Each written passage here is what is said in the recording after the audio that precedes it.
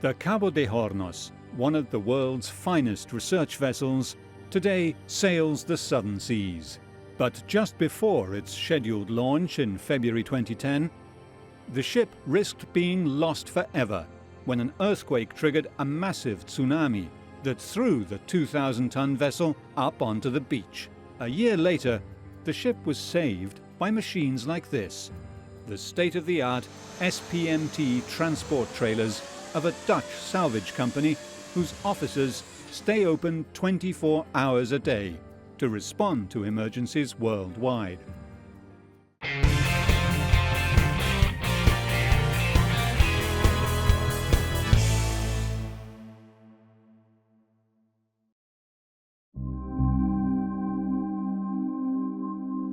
The Cabo de Hornos is the pride of Chile's navy. It sails the Pacific, carrying out precious research into the environment of the Antarctic. It was built over 2 years in the Asmar shipyard in Talcahuano in Chile and cost a staggering $62 million. The ship was planned to have a top speed of 14.6 knots and today is one of the 4 most advanced research vessels in the world. It almost never sailed.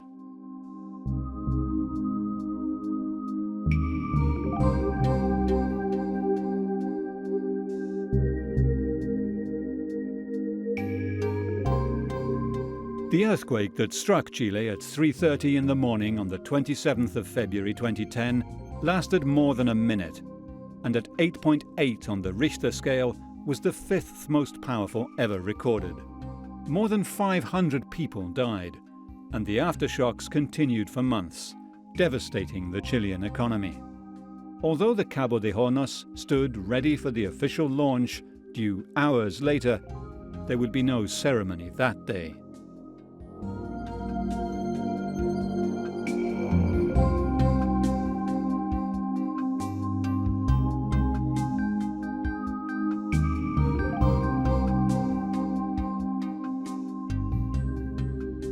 The earthquake caused a 2.5-meter high tsunami that devastated the towns of Valparaiso and Talcahuano, throwing boats onto the roads and beaches.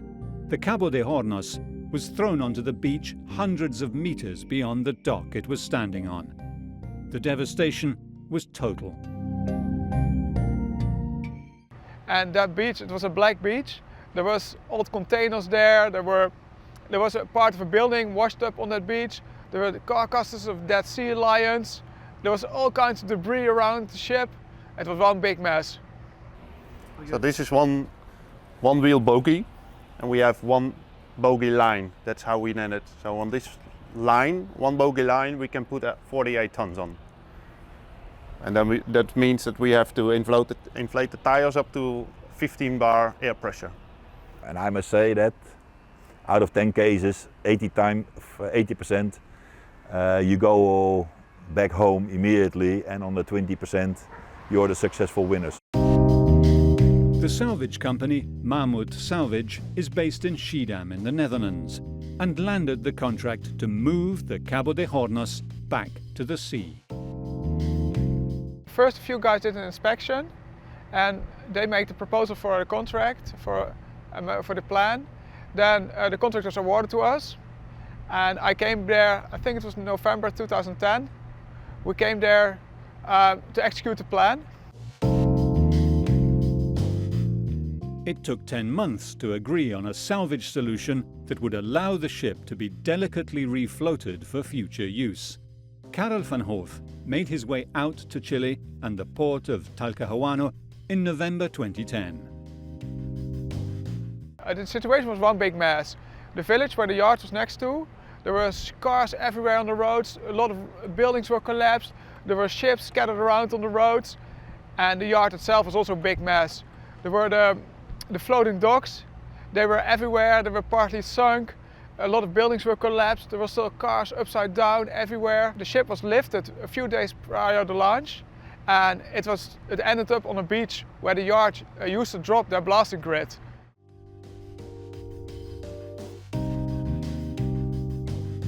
Mammoet Salvage is an offshoot of the far bigger Mammoet Heavy Lift Company, based here in Schiedam, near Rotterdam, Netherlands. The company's claim to fame was the raising of the Russian nuclear submarine Kursk, which had sunk in the Arctic with a crew of 118 on board in the year 2000. Mammoet, together with another Dutch salvage giant, SPMT Salvage, beat the Arctic climate to lift the Kursk submarine from the floor of the Barents Sea. The then owners of Mammoet, Frans and Jan van Zuimeren, persuaded the Russian government that their lifting techniques using strand jacks, a hydraulic compensation system for the waves, and specially designed plugs that opened when pulled could lift the submarine off the seafloor. It was a radically novel solution, suited to lifting the nuclear submarine still loaded with live torpedoes. SPMT Salvage, a giant in the salvage business, supplied the massive barge and the cutting wire to remove the nose of the submarine where the torpedo compartment was located. Together, the Dutch salvors braved the winter storms and brought the Kursk back to Murmansk, together with its tragic cargo of submariners. After Kursk, Mammoet made a name for itself by combining heavy lift technologies with ship salvage. It is a cutthroat business, fraught with legal and technical challenges. So then the first thing is to, and that's not a Salvage Masters job, but that's the commercial side of the office. Establish contact with the owners. Therefore you have brokers, or you sometimes have direct access to an operations manager who's dealing with the case. Mammoet Managing Director Fokke Ringersma is responsible for persuading companies to let Mammoet do the job. Yeah, the moment you receive the call,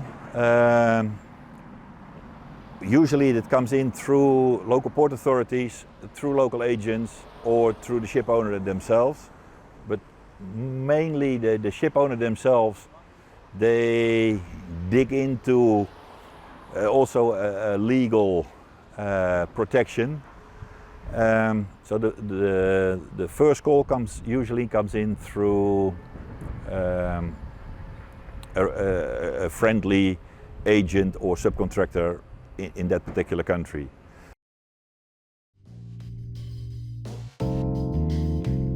Mammoet Salvage is located in Schiedam, close to the main Mammoet Tower, and here the salvage masters and naval architects that put together the salvage plans store a range of maritime salvage equipment. Managing Director Fokke Ringersma leads a team of marine architects and salvage masters with decades of experience on the most extreme salvages. Not only the Kursk, but the Agulhas in South Africa and the ongoing Baltic Ace recovery in the North Sea. Mammoet's experience with heavy lift gave it the edge over its competitors when bidding for the job in Chile, as the ship was not damaged, just a long way from its natural habitat, the sea. It had been lifted by Mother Nature, and now would have to be lifted by man. We respect each other, and we know that only one can secure the job. And well, you fight till the bitter end, and after that you shake hands with a successful winner of the contract. You wish him luck, and you offer sometimes your subcontracting services to him, and then you go back home. The Cabo de Hornos is an advanced oceanographic and fisheries research vessel that is 74 meters long, with a molded breadth of 16.6 meters. It has an operating draft of 5.4 meters, and when fully equipped, weighs over 3,000 tons. At the time of launch, it weighed 2,000 tons and was empty of all equipment. Although the Tsunami literally lifted it out of the dock where it was ready for launch and dropped it onto a sandy beach nearby, the structure was still essentially intact. All about it lay devastation. There were a lot of buildings were torn down in the village. They told me it was 8.8 on the Richter scale, so that's quite heavy. And the damage was destructive. Everything was torn down in the village. The roads were just washed away. There was a big stadium which was just cracked in half. There was a big gap in the middle. The damage was enormous. The harbour area that Karel van Hoof found when he arrived was covered in the remains of collapsed buildings, and before any work could begin, these had to be cleared.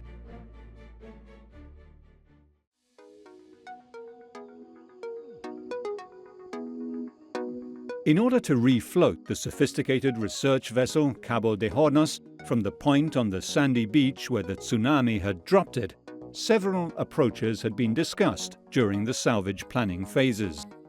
The simplest would have been to use skid shoes to drag the ship down to the water. Skid shoes are hydraulically powered brackets that move forward along a line of rails and hook into one steel sleeper at a time and then pull forward or push back. Here they are seen in action in another context, during the jumboization of a cruise liner in a shipyard in Palermo, Italy.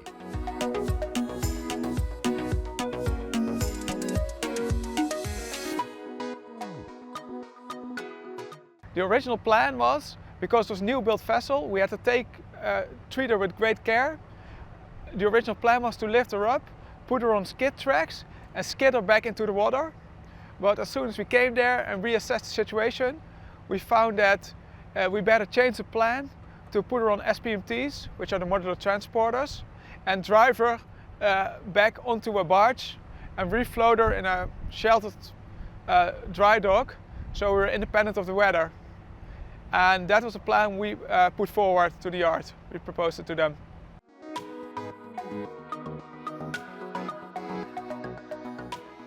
The terrain was simply too uneven for the simplest solution, so the Mammoet salvers called in the heavy lift engineers who had an ace up their sleeve. Massive civil engineering work began to prepare the salvage of one of Chile's most costly marine investments. The SPMT is the world's most versatile heavy transport system. We changed from the system because the skid shoe need a very straight track, and there was too much debris and containers and rocks in the way. And we found that for this particular case, the SPMTs were a better solution. It was also some kind of a gut feeling, more or less. Well, from this control panel out, we can move one SPMT or up to 500 lines SPMTs. Yeah, we drive now 6 lines SPMTs, and from here out I can drive, steer the whole system and drive the whole system, lift up the whole system and up and down, and these are sort of lots of buttons where you can control the whole system with it. But on the end you're driving, that's only your left and right, forwards and backwards, and your lift system. The Mammoet engineers are specialized in lifting heavy objects. Here, during preparations for the Mammoet Open Day near Schiedam in the Netherlands, they show off some of the equipment to their fans from all over the world.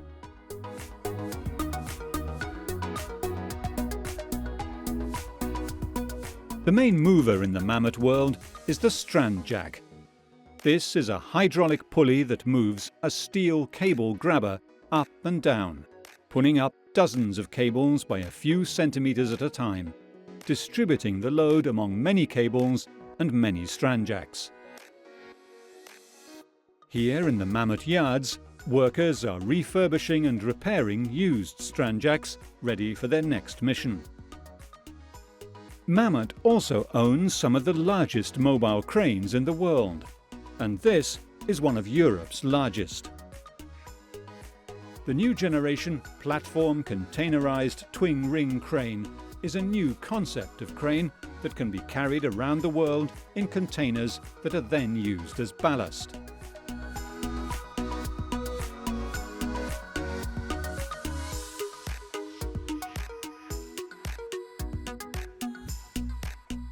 Above all, Mammoet owns and operates hundreds of the most versatile transport in the world. The SPMT, the Self-Propelled Modular Transporter. Here in Schiedam, Michael Becks is one of Mammoet's most experienced SPMT operators.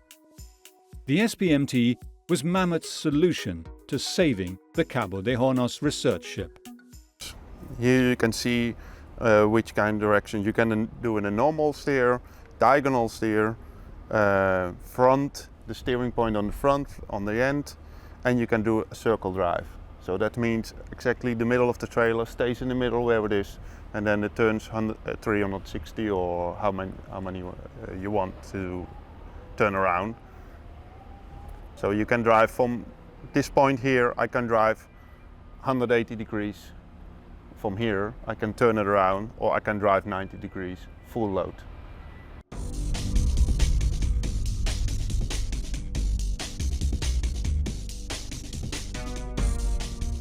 The SPMT is actually an assembly of separate axles, each of which can operate either independently or in unison. The operator enthusiastically shows off the characteristics of an SPMT.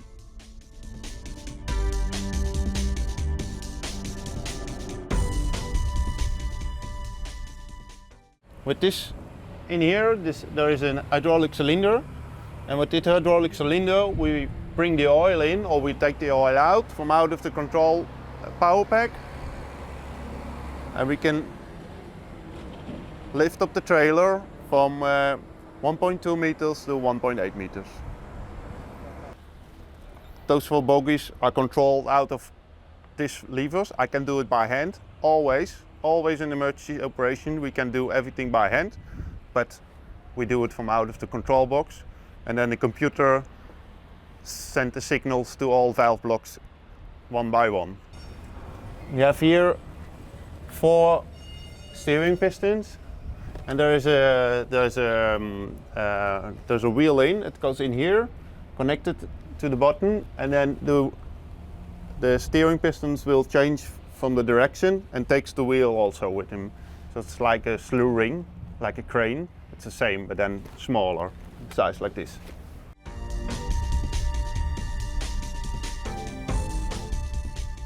The Mammoet SPMT can swivel on itself and switch a load around, just as it can move in any direction with the wheels all in parallel. These units can also be attached together to make one massive moving flatbed.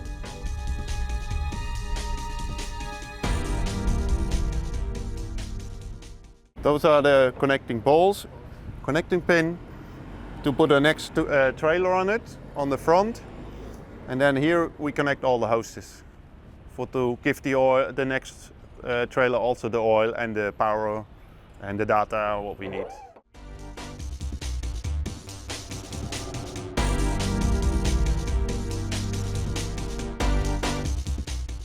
They are capable of rising by 60 centimeters to engage any loads that are suspended above ground, and lower them to be able to move them.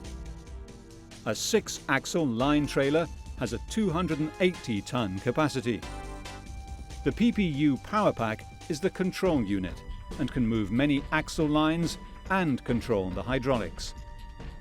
All the movements are controlled via electro-hydraulic command that ends in the operator's remote control pack.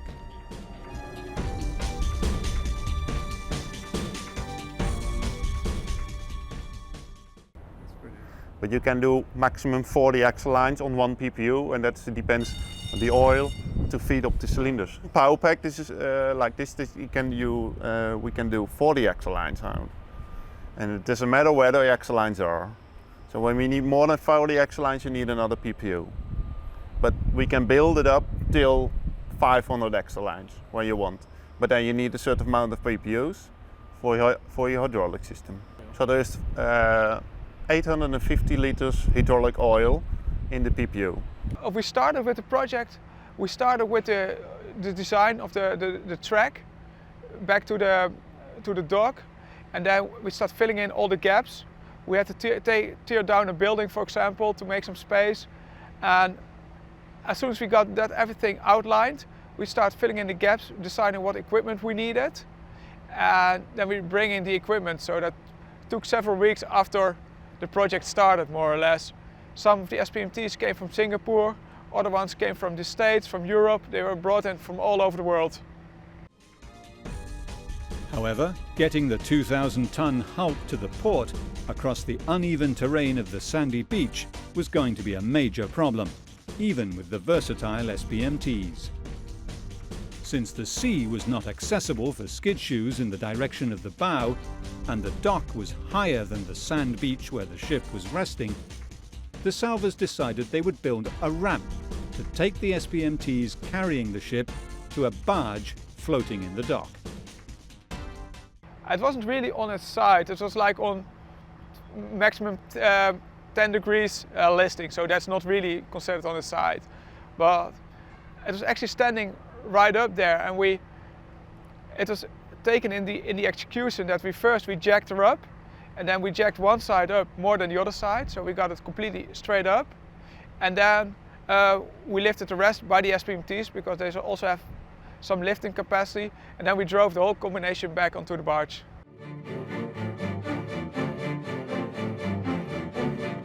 The team began working on clearing the area, laying down steel sheeting to smooth the work surface, and building a flat ramp over which the transports could move smoothly, while other contractors began preparing the ship for the lift.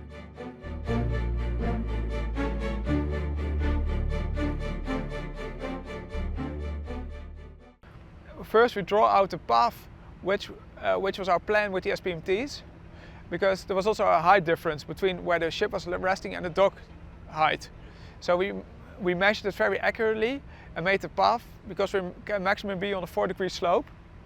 And that's why we had to tear down one of the buildings as well, because the building was in the path of the SPMTs. So we tore it down, and with huge civil works, we also made a dam around the ship and raised the level there for the sand, so we could.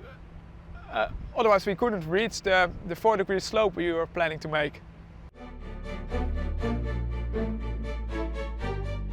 Within a few weeks, the civil engineering pieces of work had been done, and the true heavy lift salvage work could begin.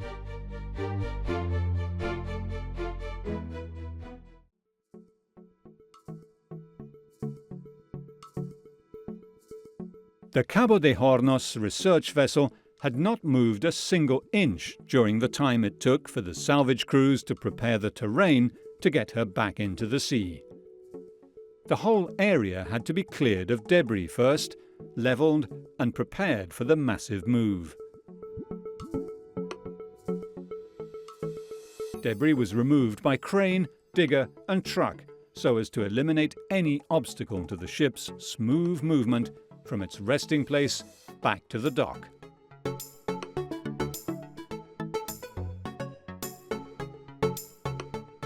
It wasn't completely finished yet, so for example, the piping in the interior and the engine wasn't completely finished. So prior to the refloat, we had to check all the piping, see if everything was shut off, closed off, all the valves were closed off.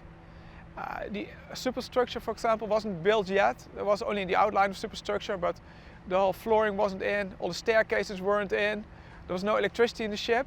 So everything, we had to always carry our torch lights with us. And the ship itself had quite some damage, because before she ended up on the beach, she hit some buildings, and there was a lot of wear and tear on the sides, scratches, dents, etc.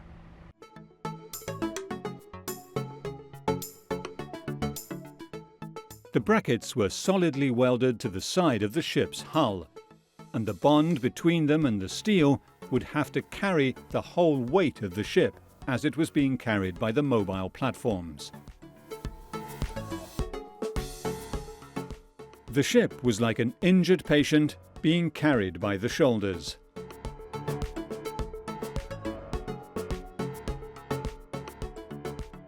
Once the brackets were on and the ramp was ready, it was time to bring in the SPMTs.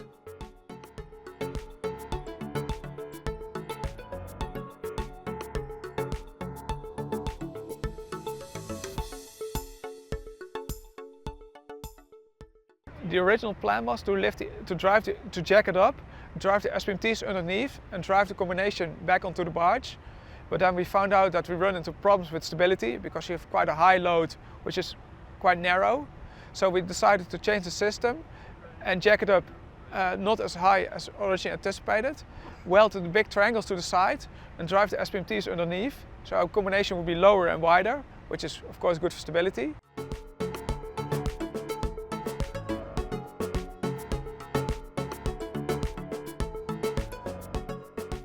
SPMTs are designed to be able to fit into a maritime container.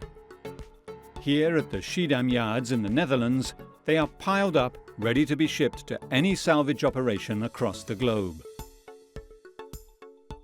Massive cranes are used to unload and load them to be taken down to the docks at a moment's notice. In fact, the Mammoet personnel are constantly preparing and repairing machinery so that they can be moved to an incident at any time.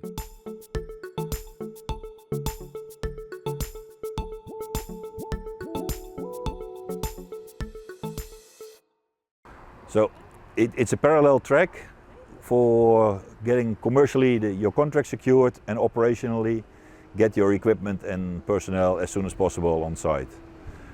To get your equipment on site is with these boxes, which we have all pre-packed with packing lists, all known with the customs already. So it's just a matter of sending this code to the dispatcher and they can have it in 3-4 hours on a plane en route.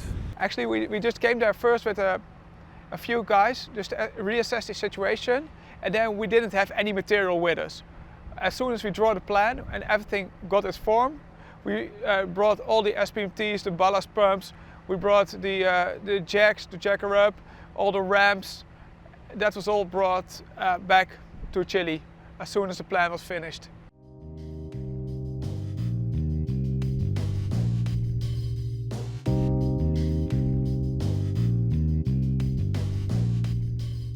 The SPMTs were sent to Chile in containers from all over the world.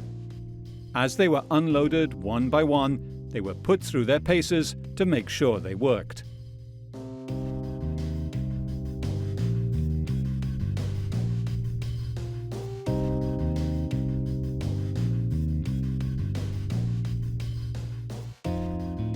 Once the axle lines required were put together with their flat top, they were ready to lift the massive load.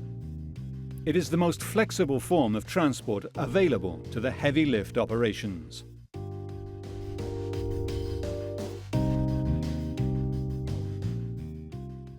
We used 84 axle lines, so 84 axes with 4 power packs, and I believe we had 16 jacks of 200 tons, something like that. So it was quite a lot of equipment. It was about 32 containers.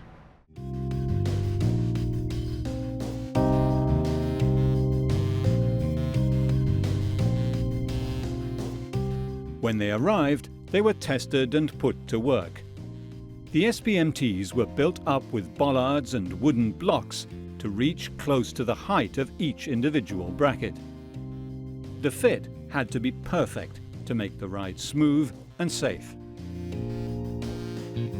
Then the SPMTs were raised hydraulically until the blocks engaged with the brackets, and then slightly higher still, so that each bracket now bore the load of the ship and rested perfectly on the transports.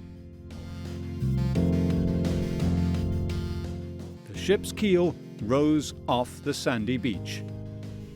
The 2,000 tons of the ship rested on the 84 axle lines and their flat tops, which took the weight on their hydraulic suspensions and were ready to roll.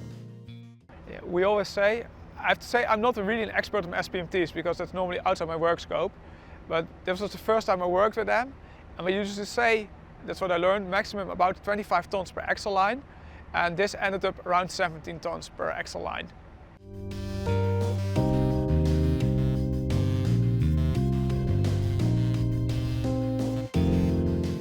While the SPMTs were being positioned, diggers and bulldozers moved the sand from under the ship so as to increase the free space under the keel, and positioned steel plates on the ramp to ensure perfect traction for the SPMT transporters as they moved towards the dock.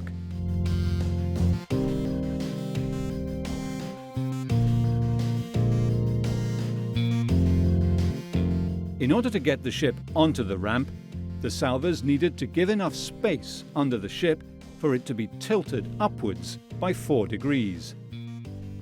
The SPMTs were linked together in 84 axle lines, 42 on either side, nearly 4,000 tons load capacity.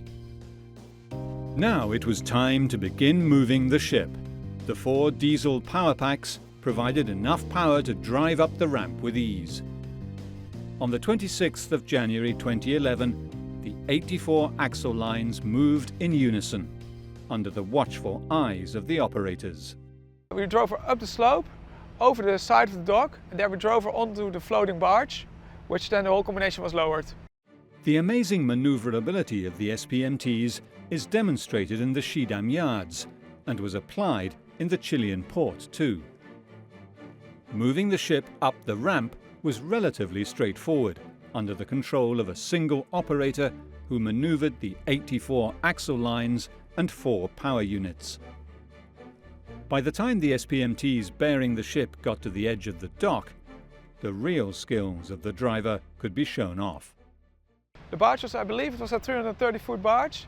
It came from the east coast of the state, so we brought it all the way to the Panama gates, to the Panama locks, all the way down to Chile. And the ballast capacity was more than sufficient for a vessel like this. Those barges are typically used for transport of offshore structures, etc., and they're way heavier than this one was. The ship and SPMT combination reached the edge of the dock the day after the move began. In the meantime, the dry dock was filled with seawater and the gates opened. A massive barge, the Mammoet 300, which was 87 meters long, 30.5 meters wide and 6 meters deep, previously used in the offshore industry and able to carry the full weight of the Cabo de Hornos research ship, had been tugged all the way from North America and down the whole coast of the South American continent.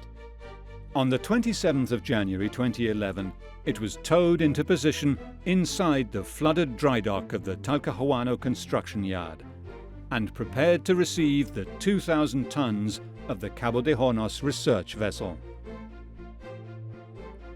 Once in position, the barge was securely moored and pumped dry to give it as much buoyancy as possible to take the weight of the ship. There's one driver for the SPMTs.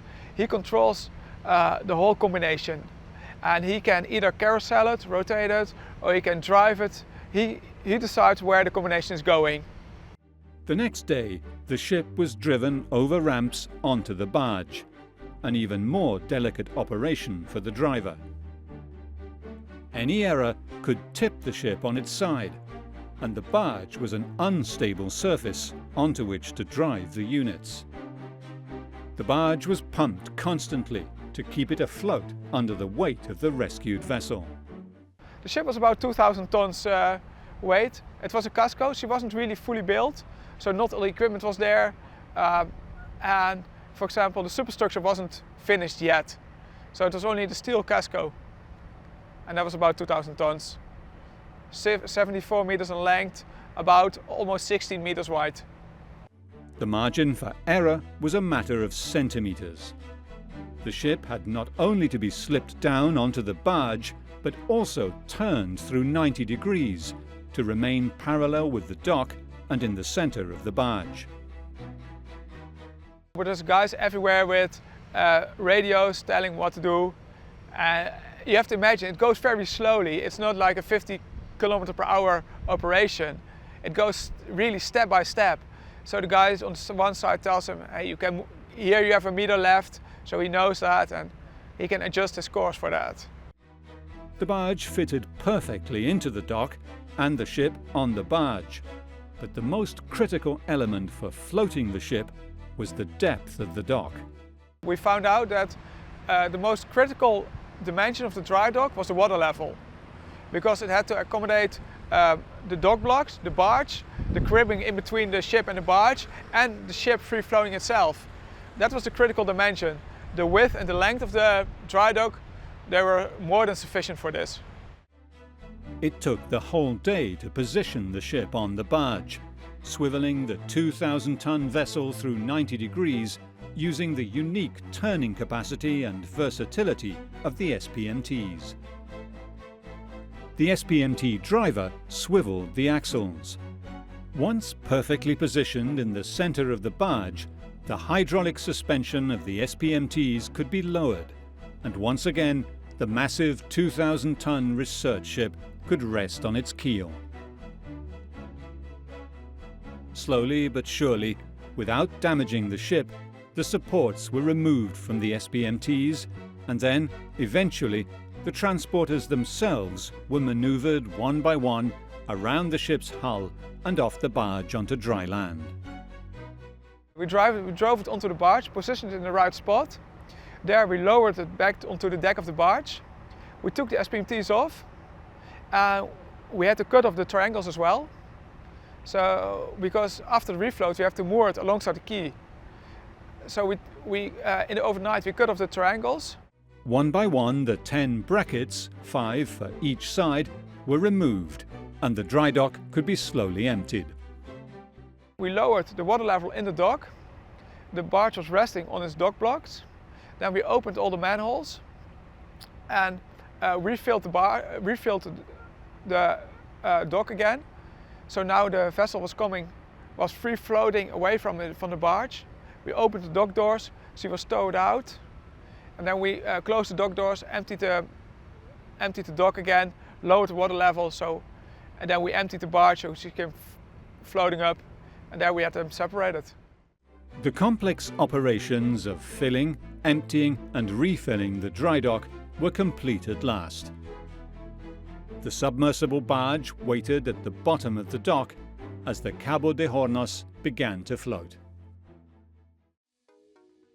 On the 29th of January 2011, the dry dock where the Cabo de Hornos research vessel of the Chilean Navy rested was flooded. The barge that had supported her during the first hours of her return to the sea remained at the bottom of the dock, as slowly but surely the proud steel ship began to float. The atmosphere was great because there was an atmosphere of, they realized that we came there to help them. And we got all cooperation from the yard. Only the problems we run into was that it was very difficult to get our material because they were literally rebuilding the whole country there. So things like, especially the steel was very difficult to get, the wood was difficult because we needed quite big amounts of everything, and most of the steel was going into bridges, into other civil works. And that took a lot of effort to get that arranged. The operation in Chile had lasted less than 3 months, from beginning to end. We did the refloat, we did it more or less in a sheltered area because of the dry dock. So we were quite weather independent, but the weather was lovely. It was comparable to the Dutch or the British weather, more or less. We have had some rain showers, but nothing out of the extraordinary.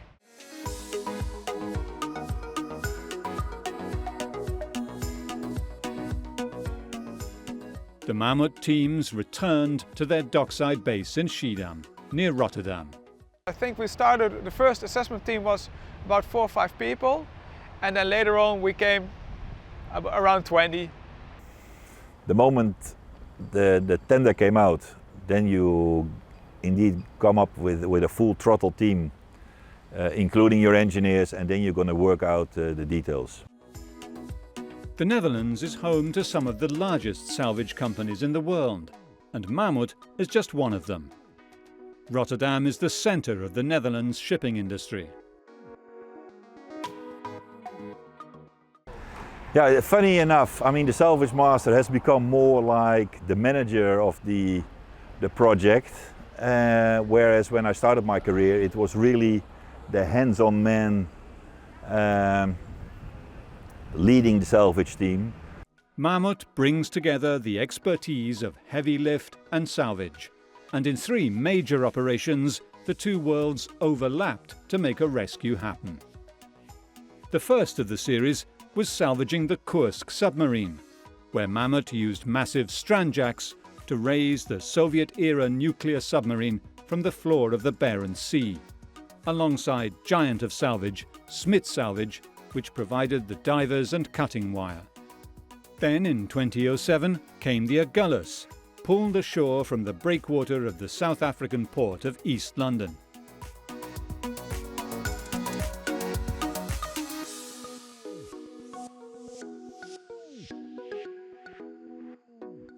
Strandjacks, cranes and SPMTs are the staple of Mammoet as much as of Mammoet Salvage. I mean, with Mammoet we have in 52 countries in the world we have our own offices, and that's very helpful, of course.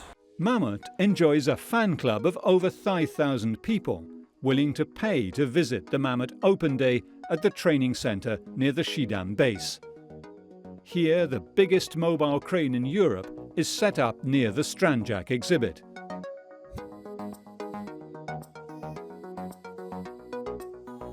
It is able to extend the crane arm to 52 meters.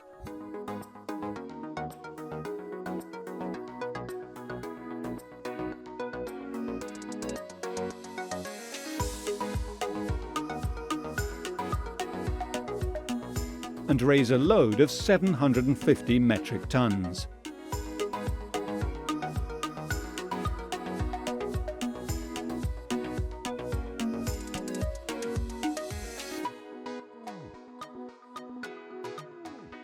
Working with the world's most adventurous heavy lift company has helped Mammoet put forward innovative solutions for recovering wrecks and operating in the most complex situations.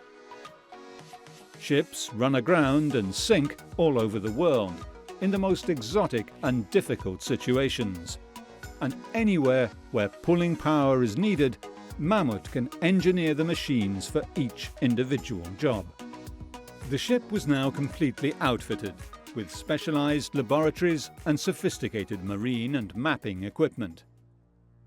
In September 2015, a new earthquake struck Chile, this time 8.3 on the Richter scale and causing a new tsunami. The population and military set about clearing the beaches once again and returning displaced boats to the sea. This time, there was no need for the help of a heavy lift company. The rapid response people are on duty 24 hours a day, 7 days a week, ready to answer any calls for help anywhere in the world.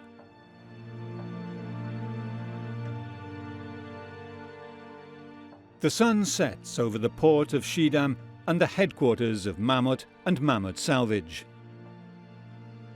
The sea lane remains busy until well after dark, and as night falls, the lights of the Mammoet Tower go on.